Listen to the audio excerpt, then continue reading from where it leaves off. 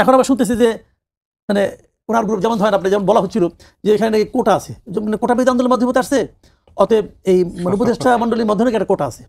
তো শিক্ষামন্ত্রী যে পদত্যাগ করবেন এটা কিন্তু আমাকে বেশ চ্যালেঞ্জ দিয়ে বলছিলেন যে আপনি নিশ্চিত থাকেন শিক্ষামন্ত্রী পদত্যাগ করবেন না, কারণ উনি হলেন অধিকারের কোটায় আসছেন এখানে।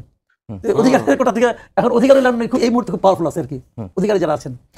তো এখন যেহেতু পাওয়ারফুল লোকের কোটায় উনি আছেন, কাজে ওনার কিছু হবে না, এমন কিছু হয়নি। এবং উনি বলেছেন যে আমি তো পদত্যাগ করার কোনো অভিপ্রায় নেই। ভাই একটা লোক, সে একজন মন্ত্রী মানে উপদেষ্টা ধরি, সে তো মন্ত্রী আসলে ভার্চুয়ালি, সে একটা ঘটনা ঘটছে দুপুরে 1টায়, সারাদিন গেল, পরের দিনের পরীক্ষা বন্ধ হবে কি হবে না এই সিদ্ধান্ত উনি জানালেন দিবাগত রাত 2:45টায়। তা উনি জানান নাই, তাও কিন্তু উনি জানান নাই, জানাচ্ছে অন্য একটা মন্ত্রণালয়ের একজন উপদেষ্টার ফেসবুক পেজ। মাহফুজ আলম ফেসবুকে স্ট্যাটাস দিয়ে জানিয়েছেন, মানে এখন জনগণকে কোনো সরকারের সিদ্ধান্ত জানতে হলে ফেসবুক ফলো করতে হবে মধ্যরাতের পরে। তো এটা যখন হয়, তো এটা পৃথিবীতে হয় নাকি রে ভাই?